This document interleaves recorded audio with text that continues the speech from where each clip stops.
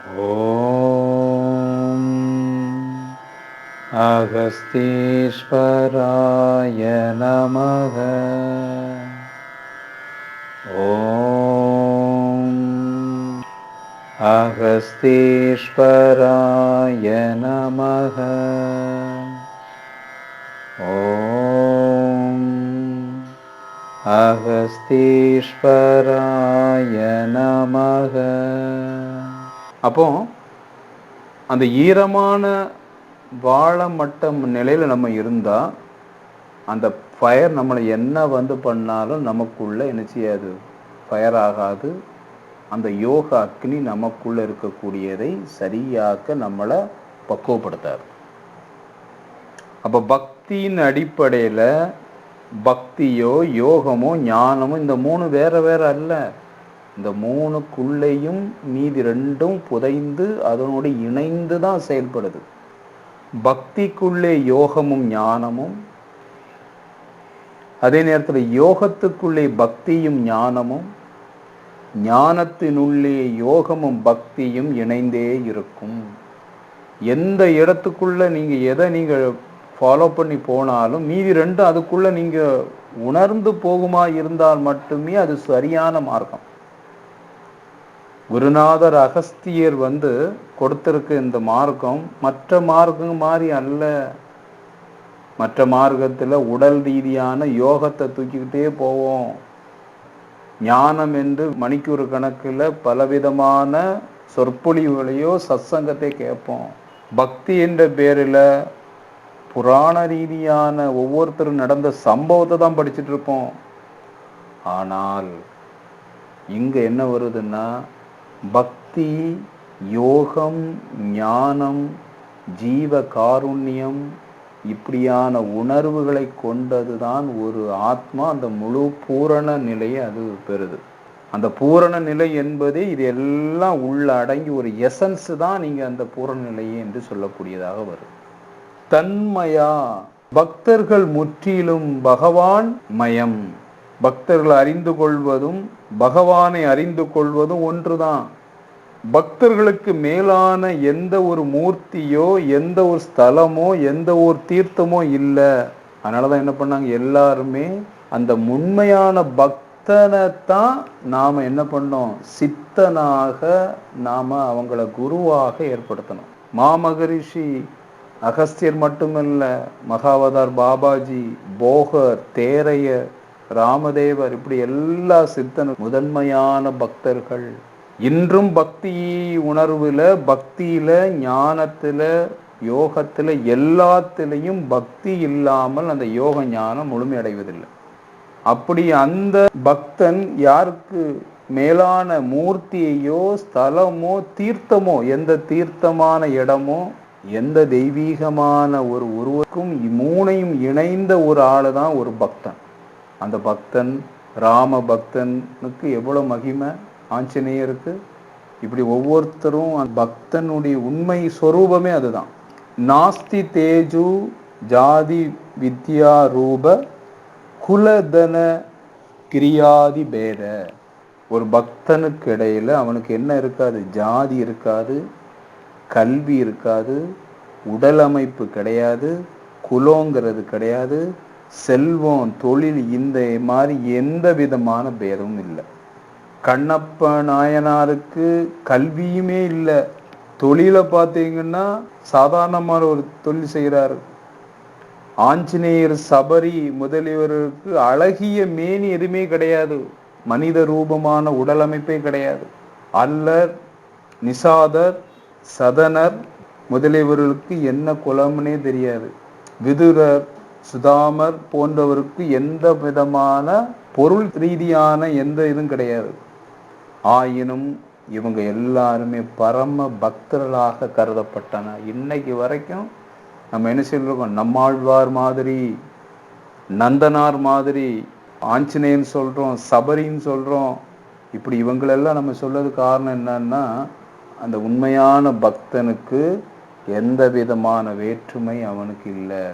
வேற்றுமையின் அடிப்படையில் எந்த விதமான உயர்வு தாழ்ந்த நிலையில கல்வி ரீதியாகவோ பணம் ரீதியாகவோ செல்வ ரீதியாகவோ தொழில் ரீதியாகவோ அவங்க பக்தனாட்டு இன்ன அளவுக்கு நாம சொல்லி கொள்ளல. உண்மையான பக்தனான இந்த பூ உலகத்தையும் தாண்டி இதற்குடைய பிரபஞ்ச உலகில் வாழ்ந்து இந்த அளவு நிற்கிறாங்க உயர்ந்த பக்தனாக. எதஸ்ததியா, பக்தர்கள் ஜீவராசிகள் அனைத்தையும் பகவானுக்கு உரிமைகளாக கருதுகிறார்கள். ஒரு பக்தன் எப்படி கருதணும்னா, எல்லா ஜீவனும் பகவான் எனும் இறைவனுக்குரியது. உயிர் வகைகள் ஒன்றை ஒன்று உயர்ந்ததாகவும் மற்றொன்று தாழ்ந்ததாகவும் பக்தன் கருதுவதில்லை. எந்த ஜீவனும் இது உயர்ந்தது இது தாழ்ந்தது என்று இந்த உலக இயக்கத்துல எந்த ஜீவனும் உயர்வான ஜீவன் என்றோ தாழ்ந்த ஜீவனோ கருதலை. எல்லாம் பகவானுடைய அதுக்கு உரிய உரிமைப்பட்டதாதான் எல்லா ஜீவன்களும். சுகது கேச்சலாபதிய கதே காலே பிரதிஷ்ட மானே சனார்த்த தபமி யதார்த்தம் ந நேயம்.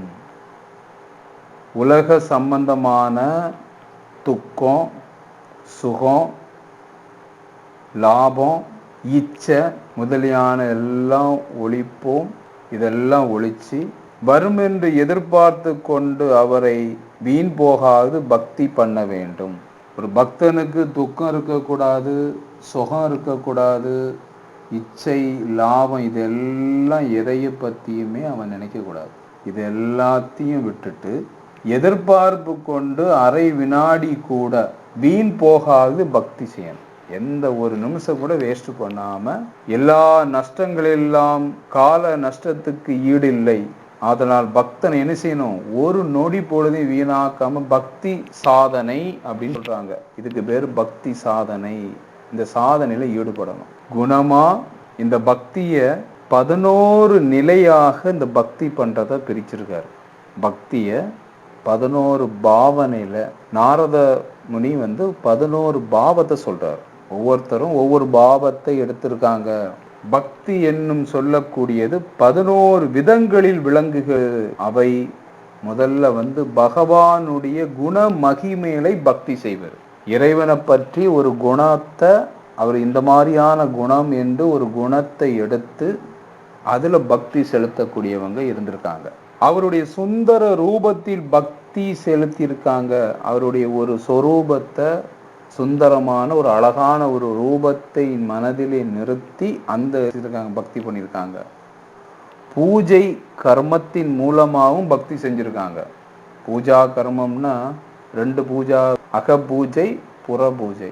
ஒரு பக்தன் புற பூஜை முதல்ல செஞ்சு அதுக்கப்புறம் அவங்க அக பூஜைக்கு வந்துருவாங்க. அந்த அக பூஜை தான், அக வழிபாடு தான் உண்மையான நிலைக்கு போகுது. அவரை நினைப்பதில் பக்தி, அவரை பத்தி நினைச்சிட்டு இருக்கிறதுலே பக்தி பண்ணியிருக்காங்க. சேவையில் பக்தி, செய்யக்கூடிய சேவையை அந்த கிருஷ்ணார்ப்பணம், சிவார்ப்பணம் அதை அர்ப்பணிப்பு செய்யக்கூடிய, தான் செய்யக்கூடிய அனைத்து உயிரனுக்கு செய்யக்கூடிய சேவையை மகேஷனுக்குன்னு சொன்ன மாதிரி இறைவனுக்கே செய்யக்கூடிய சேவையாட்டு அதை பண்ணியிருக்காங்க. அவரை தோழனாக கருதுவதில் பக்தியா இருக்கார். அந்த தெய்வீக இறைவன் எனக்கு நண்பனாக நினைச்சு பக்தி பண்ணியிருக்காங்க. அவரை தன் சொந்த மகனாக அப்படி ஒரு நினைவில் கருத்தில் பக்தி செஞ்சிருக்காங்க. மகனாக பக்தி பண்ணியிருக்காங்க. தலைவி தன் தலைவனை நேசிப்பதை போன்று பகவானை நேசித்து பக்தி பண்ணியிருக்காங்க. ஒரு பெண் தன்னுடைய கணவனை எப்படி நேசிப்பாங்க, இறைவனை கணவனாகவும் பக்தி செய்திருக்கிறார்கள். ஜீவாத்மாவை பரமாத்மாவின் படைத்தல் எனும் பாங்கில், இறைவன் ஜீவன் ஆத்மாவை அந்த இறை எனும் தெய்வீகத்தை படைத்த ஒரு உணர்வுல பக்தி செஞ்சிருக்காங்க. பரமாத்மாவை சோகம் பாவனை பண்ணுதல் எனும் பக்தி செஞ்சிருக்காங்க. பகவானை விட்டு பிரிதலில் வருகின்ற வேதனை, அதான் விரக வேதனை ஒரு நிலை இருக்கு. பகவானை விட்டு பிரியும் போது, அந்த பிரியும் போது ஏற்படக்கூடிய வேதனையை குறித்து பக்தி பண்ணுதான் விரக வேதனை.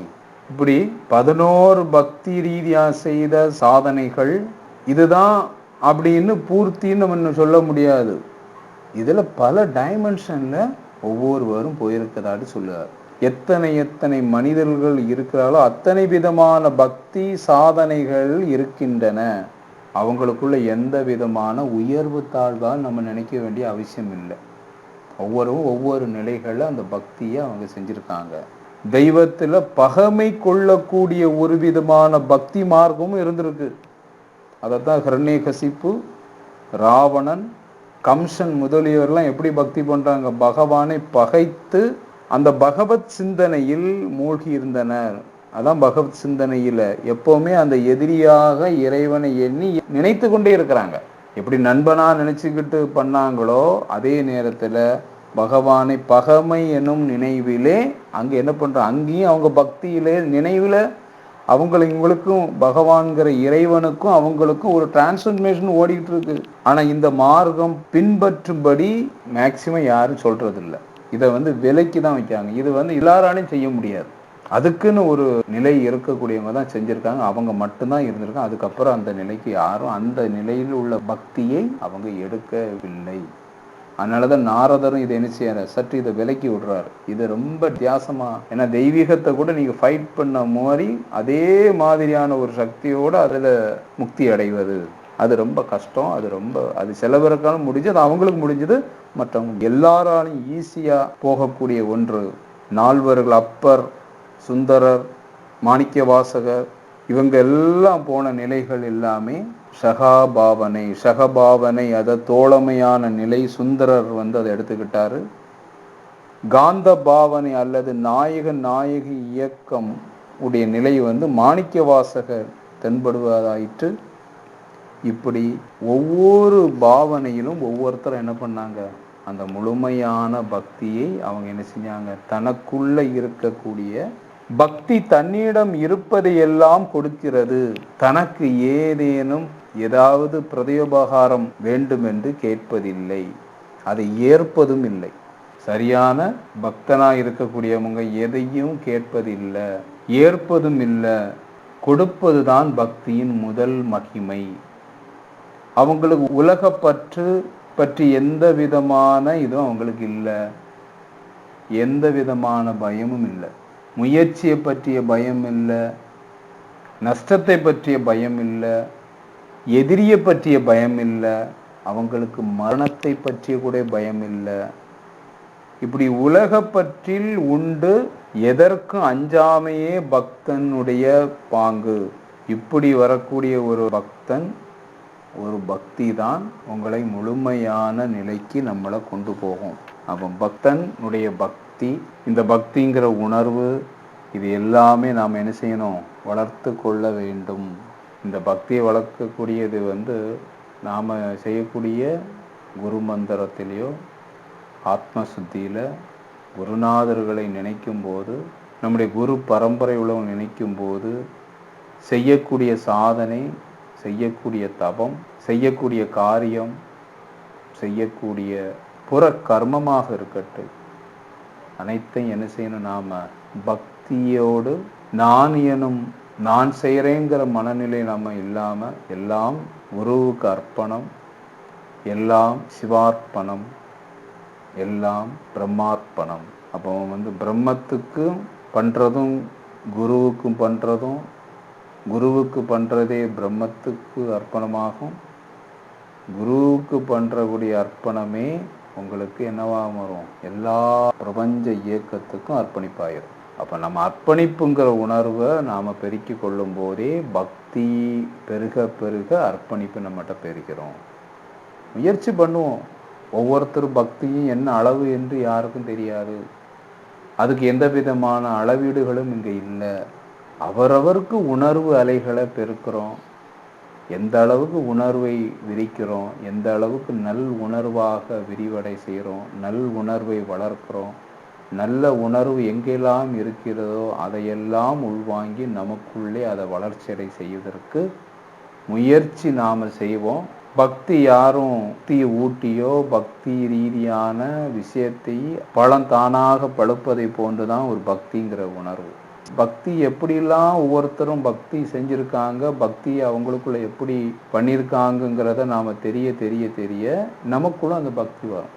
அந்த பக்திங்கிறது மற்றவங்க எப்படியெல்லாம், ஒரு மாணிக்க வாசகர் தன்னுடைய பக்தி எப்படி கொடுத்துருக்கிறாரு, இப்படி ஒவ்வொருத்தரும் அந்த பக்தியிலே திளைத்து அதுவாகவே கரைந்து உறைந்து நின்றவர்களுடைய அந்த உணர்வு அலைகளாக இருக்கக்கூடியதை நாமும் கொஞ்சம் ருசிக்கும் போது, அவங்கள நோக்கி கொஞ்சம் கவனிக்கும் போது, நமக்கும் கொஞ்சம் கொஞ்சமாக அந்த பக்தியினுடைய அம்சம் ஊறத் தொடங்கும். உங்களுக்குள்ள தான் ஊறப்போகுது. அவங்க பக்தி அவங்ககிட்ட இருந்து வந்து, உங்க பக்தி உங்ககிட்ட இருந்து வந்துடும். அவங்களுக்கு எப்படி வந்திருக்குங்கிறது அவர்களை நினைக்கும் போது நமக்குள்ள ஒரு சிறிய ஒரு முதல் கட்டமான ஒரு மாற்றம் நடக்கும். அந்த நடக்கக்கூடியதை நம்ம வளர்க்கணும். பக்திக்கான உணர்வினுடைய டெஃபினிஷன் யார் கொடுக்க முடியும்? ஒருத்தரும் கொடுக்க முடியாது. பக்தியை வளர்த்துருங்கன்னா என்ன மாதிரியான உணர்வு பக்தி? இப்போ பயபக்தி ஈஸியாக வளர்ந்துடலாம். ஒரு தெய்வ ரூபங்களுடைய தெய்வீகத்தை பார்த்து பயப்படுறதுக்கு ஒரு பக்தி வச்சுருக்கோம், அது பயபக்தின்னு. அப்போ பயபக்தியா பக்தி இல்லை, பயத்தை கடந்து ஒரு பக்தனுக்கு எந்த பயமும் இல்லைங்கிற போது அந்த இறைவனை எந்தெந்த பாவனையில் எடுக்க முடியுமோ அந்தந்த பாவனை எடுக்கும்போது இறைவனுக்கு ரீதியான அதுக்கும் நமக்கு என்ன ஒரு இடைவெளி இருக்குது? ஒரு சகோதரராக எடுக்கிறாங்க, மகனாக எடுக்கிறாங்க, காதலனாக எடுக்கிறாங்க, நண்பனாக எடுக்கிறாங்க, இப்படி எத்தனையோ பாவனையில் எடுக்கிறாங்க. அப்போ அந்த இடைவெளி அங்கே எப்படி வர முடியும்? அப்போ இடைவெளிக்கான வாய்ப்பு இல்லை. அப்போ அங்கே பயபக்தி பக்தி அல்ல, இறைவன் பயப்படக்கூடிய ஒன்று அல்ல. இறைவனுக்கு நமக்கு பயம் என்று உணர்வு வந்து விட்டால் அவர் ஒரு மாற்றான ஒரு ஆளாகவும் நாம் அதற்கு மாற்றான ஒரு ஆளாகவுமே இருப்போம். இடைவெளியை உருவாக்கும். அப்படின்னா பயம் இல்லைன்னா நம்ம என்ன வேணாலும் பண்ணலாமா? அப்படி அல்ல. உங்களை ஒரு சிசிடிவி கேமரா 24 மணிக்கூறும் உங்களை வீடியோ எடுத்துகிட்டே இருக்குன்னா நீங்கள் எப்படி இருப்பீங்க? அப்படி தான் இந்த தெய்வீகம். அப்படி தான் நம்மளுடைய குருமார்கள், குரு பரம்பரையில் உள்ளவங்க எப்படி இருக்காங்கன்னு ஒரு சிசிடிவி கேமரா மாதிரி உங்களை பார்த்துக்கிட்டே இருந்தாங்கன்னா, ஒருத்தர் நம்மளை கவனித்து கொண்டு இருக்கிறார் என்று உள் உணர்வு நமக்கு எல்லாத்துக்கும் அந்த உள் உணர்வு டெவலப் ஆகும்னா, உங்களுடைய ஒவ்வொரு கர்மமும் மட்டுமல்ல, ஒவ்வொரு செயலும் மட்டுமல்ல, ஒவ்வொரு எண்ணத்திலும் நமக்கு கவனம் ஏற்படும். எண்ணம் எப்படி வேணாலும் வரலாம். அது நல்லது வரலாம், கெட்டதாக வரலாம், காமமாக வரலாம், இச்சையாக வரலாம், கோபமாக வரலாம், கவலையாக வரலாம், என்ன வேணாலும் வரலாம். ஆனால் வந்த எண்ணத்தை வளர்ப்பது சரியா, அல்ல அதை நம்ம வளர்க்கிறோமா, அல்லது அதை நாமல் வளர விடாமல் அதிலிருந்து விழிப்பு நிலையோடு அதை மாற்றிக்கொள்கிறோமா? இங்கே தான் உங்களுடைய யோக ரீதியான உங்களுடைய யுக்திங்கிற அந்த விஷயம் இருக்குது. இந்த மனித உடம்பே ஆத்மா என்று சொல்லக்கூடிய ஒளி உடலே இந்த காமம், மோகம், ஆசை, பற்று எல்லாத்தையும் இந்த உலக ரீதியாக பூமியினுடைய தன்மையை கொண்டுதானே இந்த உடல் வந்திருக்கு. அப்போ அது ரீதியான எண்ணங்கள் வரவே வராது என்று இங்கே யாரும் சொல்ல முடியாது. எண்ணங்கள் எல்லா உணர்ச்சிகளும் வரும், எல்லாத்துக்கும் வரும். ஆனால் அதை எவ்வளோ விழிப்போடு இருக்கிறதுங்க அந்த எண்ணத்தை எனக்கு வருவது எப்படி தெரிகிறதோ, எனக்கு வந்த எண்ணம் என்னுடைய குருநாதருக்கும் என்ன வருகிறது என்று தெரிந்து கொண்டு இருக்குங்கிறத அந்த விழிப்பு உணர்வு மட்டும் நமக்கு டெவலப் ஆச்சுன்னு வைங்களேன். என்ன வர்றதையும் அவருக்கும் தெரியும், நமக்கும் தெரியுது. நமக்கு எப்போ ஒரு காமமான அல்லது செக்ஸ் உணர்வு வருதுன்னு வைங்களேன், அந்த உணர்வு வருதுங்கிறது இயல்பானது தானே. அதுக்காக யாரும் குற்ற உணர்வு கொள்ள வேண்டிய தேவையில்லை. ஐயோ எனக்கு இந்த உணர்வு வந்துட்டு, உங்கள் உடம்பே அதனுடைய உணர்வு தானே, உணர்ச்சி தானே. இந்த உடல் வர்றதுக்கான மூல உணர்ச்சி அது தானே, அது வரதானே செய்யும். ஆனால் அந்த உணர்வு வரும்போது நீங்கள் அதை என்னவாட்டு அதை மாற்றுறீங்க. இந்த செக்ஸுவல் எனர்ஜி ஃபீலிங்கை நீங்கள் ஸ்பிரிச்சுவல் எனர்ஜியாக டைவர்ட் பண்ணுறீங்களா? உங்களுடைய கோபத்தை நீங்கள் எப்படியாக மாற்றுறீங்க? இந்த மாதிரியான நமக்கு உள்ளே வரக்கூடிய ஒவ்வொன்றையும் நாம் கவனிக்கிறதுக்கான முயற்சி நாம் எல்லாரும் தொடர்ந்து முயற்சி பண்ணுவோம். முயற்சி பண்ணுவது மூலமாக நமக்கு என்ன கொஞ்சம் அதுக்கான பலன் நமக்கு வர்றதுக்கான வாய்ப்பு கொஞ்சம் கொஞ்சமாக வரும் என்று கூறி, இன்னைக்கு நாம் பார்த்த நாரதருடைய இந்த பக்தி சூத்திரம் ஒரு சிலது மட்டும் நாம் அதை பற்றி கொஞ்சம் அவங்க என்ன சொல்லியிருக்கிறாங்க அந்த சொன்ன விஷயத்தை பற்றி கொஞ்சம் நமக்குள்ள ஒரு உரையாடலாட்ட அதை தெரிந்து கொண்டோம். சங்க ரீதியாக விஷயத்தை நிறைவு பண்ணுவோம். ஓம் அகஸ்தீஸ்வராய நமக. ஓம் அகஸ்தீஸ்வராய நமக. ஓம் அகஸ்தீஸ்வராய நமக.